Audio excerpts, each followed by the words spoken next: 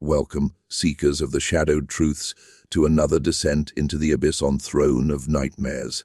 I am your guide through the veiled corridors of history's most cursed lineages, where the past doesn't merely linger, it claws its way back from the grave. Tonight, we unearth the festering secrets of the Whitmore family, a bloodline steeped in opulence and oblivion, where fortune was forged in the fires of unspeakable pacts, and every hair paid the toll in screams that echo through eternity. Imagine, if you dare, a moonless night in the autumn of 1892. The air hangs heavy with the scent of decaying leaves and damp earth, as a solitary carriage rattles along a fog-shrouded lane in rural New England. The horses snort uneasily, their hooves muffled by the sodden ground, as if the very soil resents their intrusion. At the end of this forsaken path looms Whitmore Manor, a monolithic edifice of weathered stone and gabled roofs, its windows like hollow eyes staring into the void. Ivy clings to its walls like skeletal fingers, and the wind whispers through the eaves, carrying faint echoes of laughter turned to lament. This is no ordinary estate.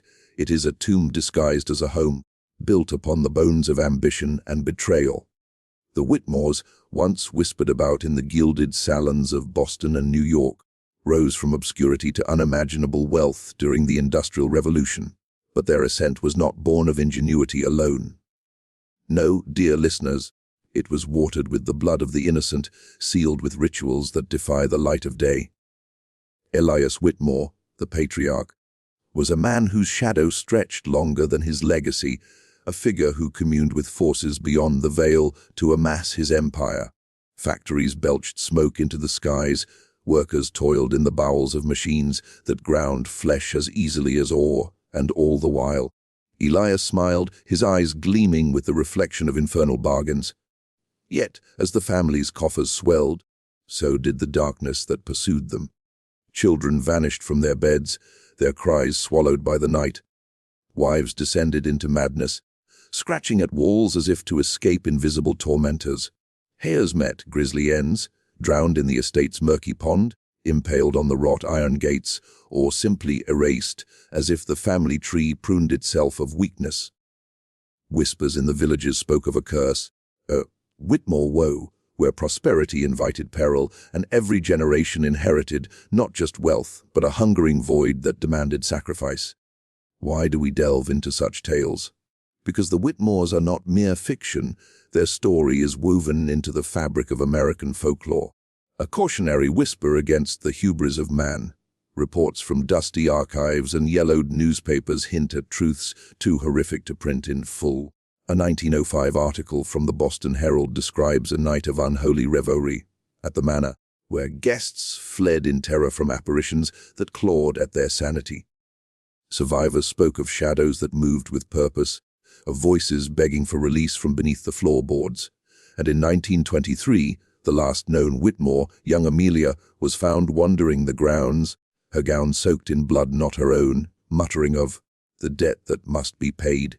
As we embark on this journey, feel the chill seep into your bones. The air grows colder, the room dimmer, as if the Whitmores themselves listen from the ether. What drove Elias to summon the unspeakable? How did his descendants grapple with the inheritance of damnation? And could it be that the curse endures, waiting for fresh blood to awaken it? Lean closer to the flame of your candle, for in the flickering light, shadows take form. The tale begins, and with it, the unraveling of sanity. But first, let us paint the scene more vividly.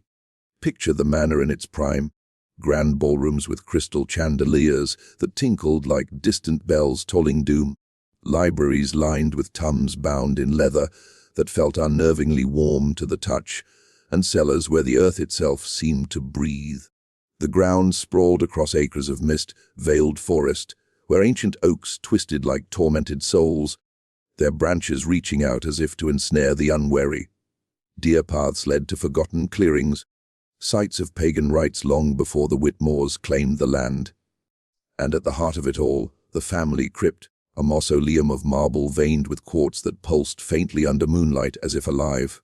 Elias Whitmore arrived here in 1847, a penniless immigrant from England's fog-bound moors, fleeing scandals that even now remain shrouded. He purchased the land for a pittance, unaware, or perhaps fully aware, of the indigenous legends that cursed it. The Wampanoag people spoke of a spirit eater, an entity that feasted on ambition, granting power in exchange for souls. Elias, ever the opportunist, dismissed such tales as superstition, yet his diaries, unearthed in a sealed vault decades later, reveal a man obsessed with the occult. Entries scrawled in frantic script describe dreams of a dark benefactor, a figure cloaked in midnight, offering riches beyond measure. The hook, my friends, lies in the persistence of the nightmare. In 2023, urban explorers ventured into the abandoned manor, their footage capturing orbs of light dancing in empty halls, doors slamming without wind, and a child's voice whispering, "The debt remains." One explorer vanished that night, his camera found days later, the last frame showing a silhouette that matched Elias's portrait. Is this mere coincidence, or does the Whitmore legacy hunger still? As we plunge deeper, remember some doors, once opened, can never be closed. The shadows lengthen, the tale awaits, and so we step across the threshold into the heart of the darkness. Let the walls of Whitmore Manor close around us, the air thick with the musty scent of aged wood and unspoken sins. Our story commences with Elias Whitmore, the architect of the family's doom, a man whose ambition was a blade that cut both ways. Born in 1812 in the grim industrial slums of Manchester, England, Elias was no stranger to hardship. His father, a mill worker, perished in a machinery accident when Elias was but 10, his body mangled beyond recognition, leaving behind a widow and 5 children to fend amid the soot-choked streets. Elias, the eldest, toiled in the factories from dawn till dusk, his small hands calloused from looms that wove not just cloth, but the threads of resentment. He witnessed the wealthy overlords, their carriages splashing mud on the destitute, and vowed to ascend their ranks, no matter the cost. By 1835, whispers of scandal forced his flight across the Atlantic. Rumors in Manchester spoke of a young woman, a fellow worker, found drowned in the Irwell River after rejecting Elias's advances. Some said he pushed her, others claimed she leapt to escape his obsessive gaze. Elias arrived in Boston with little but a satchel of stolen blueprints for innovative textile machinery and a burning resolve. He labored in the mills of Lowell, Massachusetts, rising swiftly through cunning and ruthlessness. Colleagues vanished under mysterious circumstances. Accidents, they called them, clearing his path to foreman, then owner. In 1847, he acquired the land for Whitmore Manor, a sprawling 500 acres in the shadowed valleys of Vermont, far from prying eyes. The purchase was suspiciously cheap. Locals avoided the area, citing eerie lights in the woods and livestock found drained of blood. Elias built his empire there, erecting factories that churned out fabrics dyed in hues so vivid they seemed unnatural. Workers flocked from afar, drawn by promises of steady pay, only to find themselves ensnared in a web of exploitation. Shifts stretched to 18 hours, children as young as 7 operating machines that maimed without mercy. Whispers among the laborers spoke of Elias's midnight meetings in the forest, where he consulted tomes brought from England, chanting in tongues that chilled the soul. It was during one such ritual, in the harvest moon of 1850, that the pact was sealed. Elias's diaries describe a clearing ringed by standing stones, remnants of ancient druidic sites transported from the old world. He spilled his own blood upon an altar of obsidian, invoking the Eater of Ambitions, an entity from forbidden grimoires. In return for unparalleled success, he offered the souls of his kin, binding the family line to eternal debt. That night, thunder cracked without clouds, and the factory's output tripled overnight. Fabrics wove themselves in patterns that mesmerized buyers. Fortunes poured in, and Elias married Lydia Hargrove, a Boston socialite whose family traced back to Salem's witch trials. Their first child, Theodore, arrived in 1852, a boy with eyes as dark as his father's secrets. The manor, now complete, became a beacon of envy. Balls hosted dignitaries where champagne flowed and laughter masked the undercurrents of dread. But cracks appeared early. Lydia began experiencing visions, spectral figures in the mirrors, hands reaching from the wallpaper. She confided in her journal of a presence that watched from the corners, its breath cold on her neck. Elias dismissed her fears, but when Theodore wandered into the woods at age 5, returning with tales of a friendly shadow that promised him power, Lydia's sanity frayed. The first tragedy struck in 1858. A fire erupted in the main factory, consuming 20 workers alive. Elias claimed sabotage by rivals, but survivors whispered of locked doors and screams that sounded like pleas for mercy. In the aftermath, Elias's wealth doubled through insurance fraud, yet Lydia withdrew, spending nights in the chapel, praying to exorcise the growing malice. Theodore, now a sullen teen, exhibited unnatural strength, once lifting a fallen beam single-handedly to save a worker, only for the man to later hang himself, claiming the boy's eyes, burned with hellfire. As the Civil War raged, the Whitmores profited immensely, supplying uniforms to both sides through shadowy dealings. Elias's influence extended to Washington, where he dined with senators, his pockets lined with bribes. But at home, the curse manifested. Lydia vanished in 1863, her bed empty, a trail of blood leading to the crypt. Search parties found nothing but her locket, clutched in the roots of an oak. Elias remarried hastily to Clara Beaumont, a young widow with a fortune of her own, bearing him 2 more children, Isabella in 1865 and Victor in 1867. The manor grew oppressive. Servants reported hearing footsteps in empty halls, doors that locked themselves, and whispers naming the dead. Theodore, heir apparent, delved into his father's occult library, experimenting with seances that summoned echoes of the factory victims. One night in 1870, during a storm that rattled the windows like skeletal fingers, Theodore confronted Elias in the study. Words turned to blows. Elias struck his son with a poker, drawing blood. That wound never healed, festering as if cursed. Clara, sensing the rot, attempted to flee with the younger children, but the carriage overturned on the lane, horses bolting in terror. Clara perished, her neck snapped. Isabella and Victor survived, scarred. Elias locked them away, claiming protection from external threats, but their cries echoed through the nights. Theodore assumed more control, expanding the factories into steel production, where accidents multiplied, limbs severed, bodies crushed, souls claimed. By 1880, Elias was a recluse, his once handsome face withered, eyes sunken like pits. He muttered of the debt collector. Visiting in dreams, demanding payment, Theodore married Evelyn Sinclair, a medium from New Orleans, drawn to the manor's energies.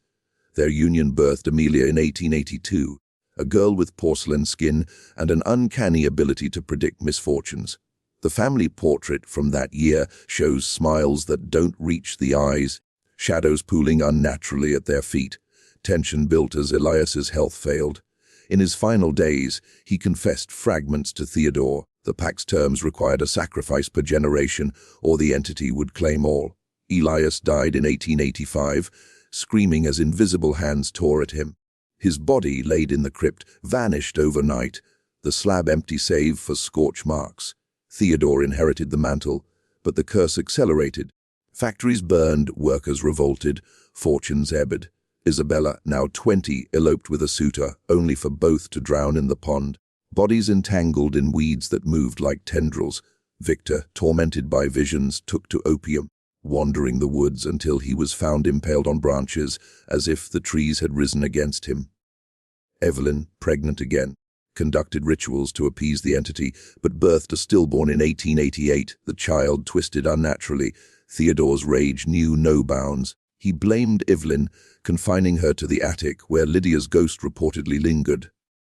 Her screams mingled with the wind until silence fell one dawn. Her body found hanged, swung gently, noose fashioned from factory thread. Amelia, the sole survivor, grew amid isolation, tutored by ghosts she claimed as friends. The manor decayed, walls mildewed, floors warped, as if the house fed on grief. Theodore's diaries reveal a man unraveling, bargaining with the shadow for reprieve, offering strangers lured from villages. Disappearances plagued the area, bodies never found, whispers of the Whitmores, hunts, circulating in taverns. As we pause here, the air thickens with anticipation. The foundations of doom are laid, but the true horrors await in the unfolding generations.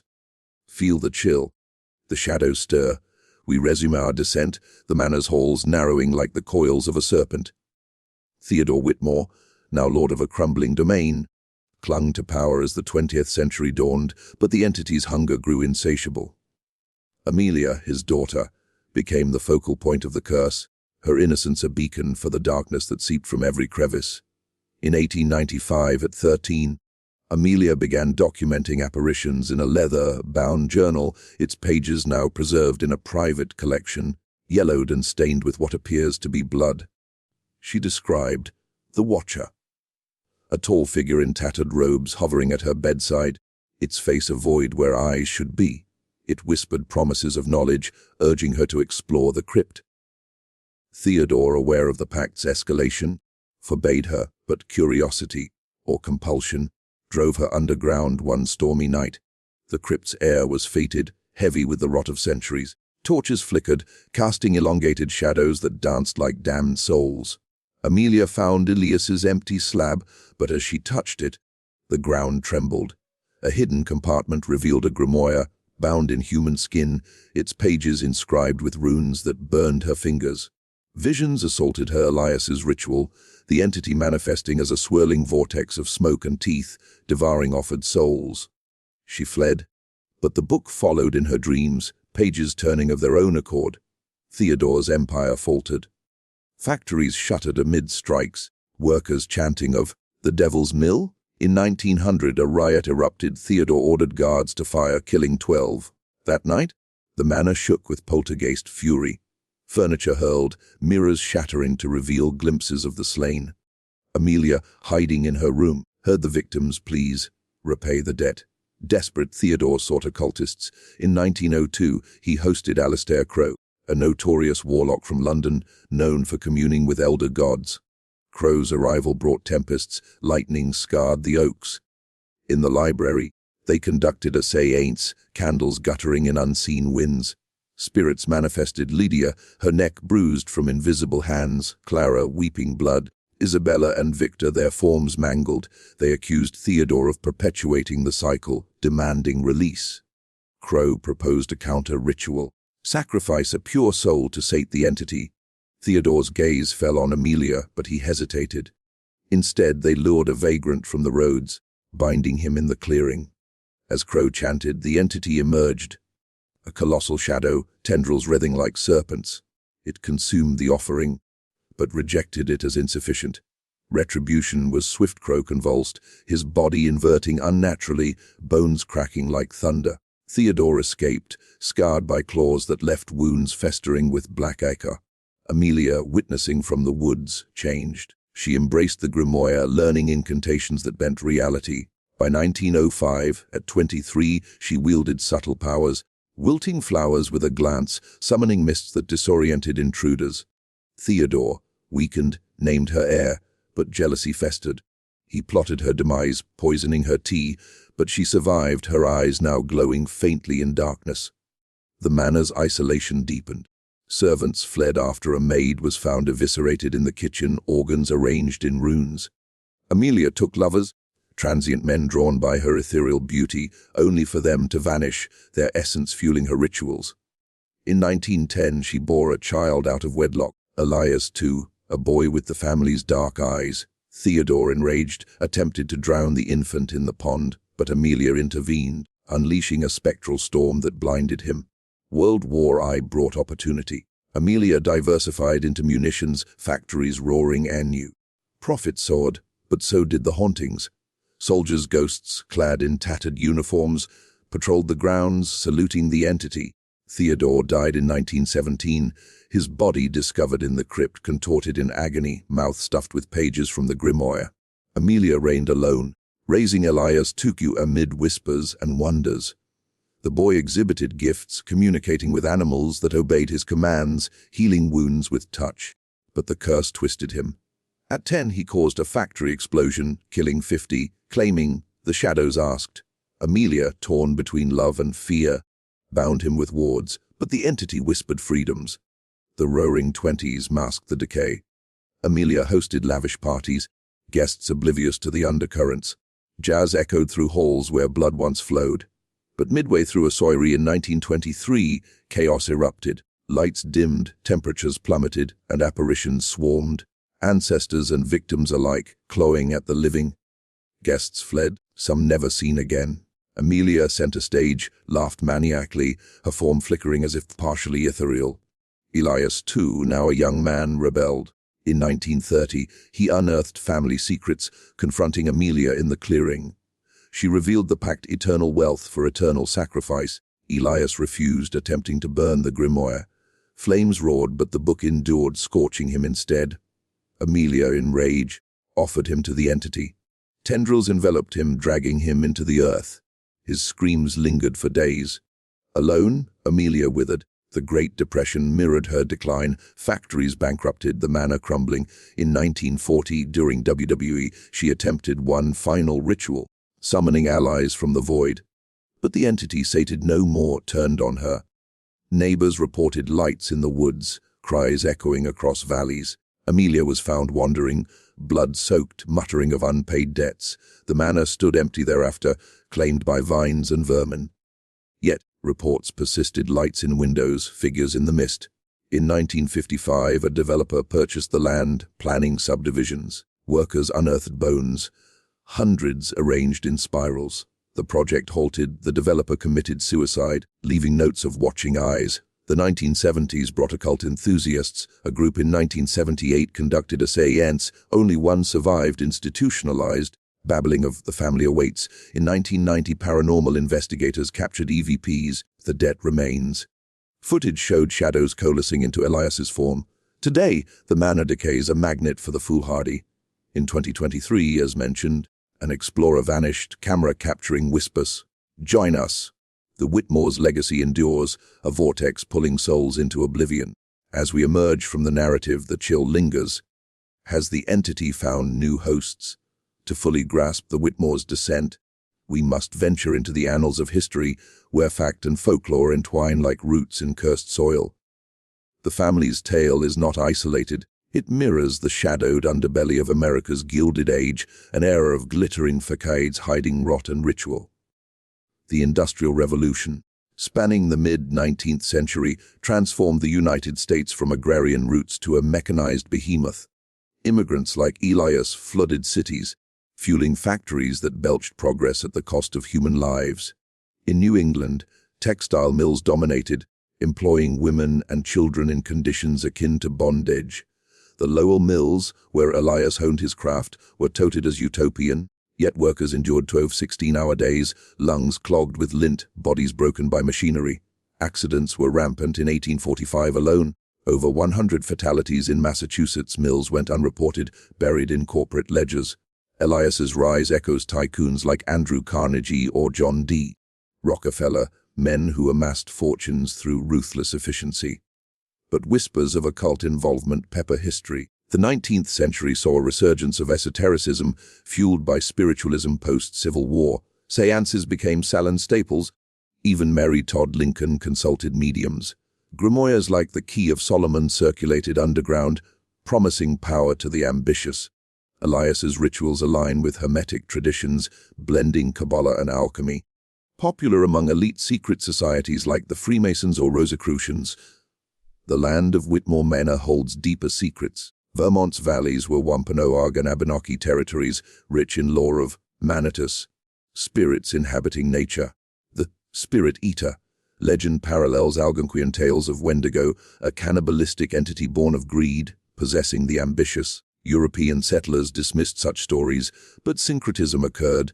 Puritan fears from Salem's 1692 witch trials lingered, where accusations of pacts with the devil destroyed families.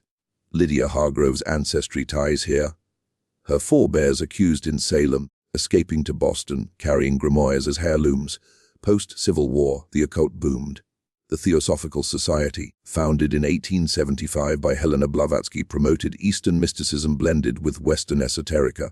Aleister Crowley's fictional counterpart draws from Aleister Crowley, the Great Beast, whose 1900s rituals invoked entities like Aiwass. Crowley's Abbey of Theleman in Sicily mirrored Whitmore gatherings, ending in scandal and death.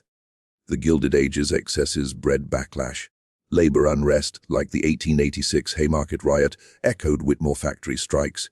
Eugene Debs's socialist movements highlighted exploitation, while muckrakers like Ida Tarbell exposed monopolies, yet the elite dabbled in darkness. J.P. Morgan consulted astrologers, and the Vanderbilt family hosted seances amid their opulent mansions. Folklore amplified these fears. New England ghost stories, collected by authors like Washington Irving, feature haunted estates. The Whitmores evoke the Phelps Mansion in Stratford, Connecticut, plagued by poltergeists in the 1850s, or the Bell Witch haunting in Tennessee, where a spirit tormented a family over land disputes. Disappearances linked to fairy rings, ancient stone circles in folklore, portals to other realms. Elias's clearing mirrors Celtic henges, sites of blood rites. The 20th century contextualizes the decline. World wars profited arms dealers, but spiritual tolls mounted. Post-WWI, spiritualism waned amid fraud exposures, yet occult revivals persisted. The 1920s Harlem Renaissance intertwined voodoo with jazz, akin to Amelia's parties. The Depression mirrored curses, fortunes vanished overnight, suicides rampant among the elite. Occultism is notorious. Nazis sought arcane power while allies consulted psychics. Amelia's rituals echo this desperation. Post-war, paranormal interest surged with UFOs and ESP studies, leading to 1970s investigations like the Amityville Horror, paralleling Whitmore explorations. Culturally, the Whitmores embody American Gothic, Poe's decaying mansions, Lovecraft's elder gods. Lovecraft, writing in nearby Providence, drew from New England lore his great old ones, akin to the entity. Films like The Haunting 1963 capture manor terrors, while modern shows like American Horror Story blend history with horror. Yet, eerie authenticity persists. Archival records at 1892 Vermont Gazette mentions unnatural lights at Whitmore Manor. 1923 police reports detail party chaos, attributing it to mass hysteria. Recent urban legends on forums like Reddit's r/r No Sleep recount sightings, blending fact with fear. This context unsettles because it blurs lines. Was Elias a mere opportunist, or did he tap real forces? Indigenous warnings, historical occultism, and cultural traumas suggest the Whitmores' curse reflects societal sins. Greed devouring souls, ambition inviting abyss. As we delve deeper, the past's echoes grow louder, haunting the present. Now, we peel back the layers of flesh to expose the bone beneath, dissecting the Whitmore legacy through lenses of symbolism, psychology, and the primal fears that bind humanity. This is no mere ghost story. It is a mirror reflecting the abyss within us all, where ambition curdles into curse and inheritance becomes incarceration. Symbolically, the manor stands as the family's collective unconscious, a Jungian archetype of the shadow self. Its decaying walls represent repressed sins, the crypt a subconscious vault where buried truths fester. Elias's pact symbolizes Faustian bargains, echoing Goethe's Faust, trading soul for supremacy. The entity, amorphous and insatiable, embodies entropy, the inevitable decay of empires built on exploitation. Bloodlines as currency highlight generational trauma. Each heir inherits not just wealth, but epigenetic echoes of ancestral misdeeds, a concept explored in modern psychology where PTSD transmits across generations. Psychologically, the Whitmores illustrate narcissism and madness. Elias's rise mirrors narcissistic personality disorder, grandiosity masking insecurity, manipulation yielding isolation.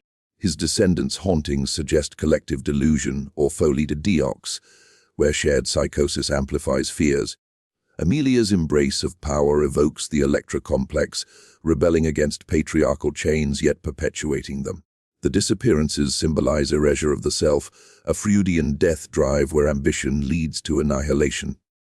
Thematically, greed as a devouring force connects to universal fears.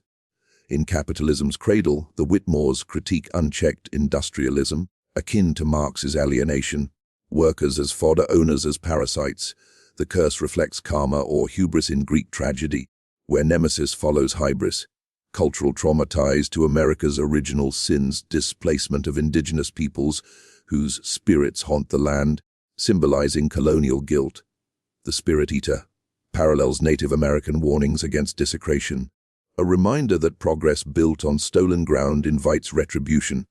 Human nature's duality shines through light of ambition shadowed by darkness. Elias's diaries reveal internal conflict, a man torn between morality and might, echoing Stevenson's Jekyll and Hyde. The family's isolation underscores loneliness in power, opulence breeds paranoia, as in Poe's Fall of the House of Usher, where the mansion and bloodline collapse as one. Ominously, this connects to modern anxieties. In an era of billionaires and inequality, the Whitmores warn of inherited wealth's toxicity. Dynasties like the Rockefellers or Sacklers, plagued by scandals. Psychological studies link affluence to empathy deficits, breeding sociopathy. The occult elements tap archetypal fears of the unknown. Lovecraftian cosmic horror, where humanity is insignificant, pacts revealing our fragility. Thematically, femininity suffers. Lydia, Clara Evelyn, Amelia, women as vessels for male ambition, their madness a rebellion against subjugation.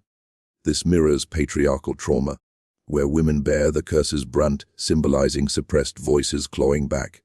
Intellectually, the story probes reality's fabric. Quantum theories suggest observer effects. Perhaps the Whitmores' beliefs manifested hauntings, a nocebo effect amplified by folklore. Cultural anthropology views curses as social controls, enforcing norms through fear. Yet, the ominous tone persists. Does delving invite the entity? Universal fears of legacy. What do we pass on? In a world of climate crisis and inequality, the Whitmores haunt as harbingers, their depth our own. The analysis leaves us unsettled, for in understanding, we risk empathy with the damned. As the embers of our tale fade, the chill remains, a spectral caress on the nape of your neck. We have traversed the Whitmores' shadowed path, from Elias's infernal forge to Amelia's final, bloodied wanderings, and emerged into the dim light of reflection. Yet, does the story truly end, or does it coil in wait, ready to ensnare the next seeker? The legacy endures in crumbling stones and whispered winds, a testament to ambition's price. Factories silent, manna forsaken, but the entity lingers, a hunger unbound by time. Modern sightings, vanished explorers, suggest the debt accrues interest, drawing new blood to settle old scores. What if the Whitmores were not anomalies, but exemplars? In every grand estate, every inherited fortune, does a shadow lurk demanding tribute. Listen closely in the quiet hours. Perhaps you'll hear the echoes. The debt remains. Thank you for joining this descent. Until next time, beware the bargains you strike, for some shadows never release their hold.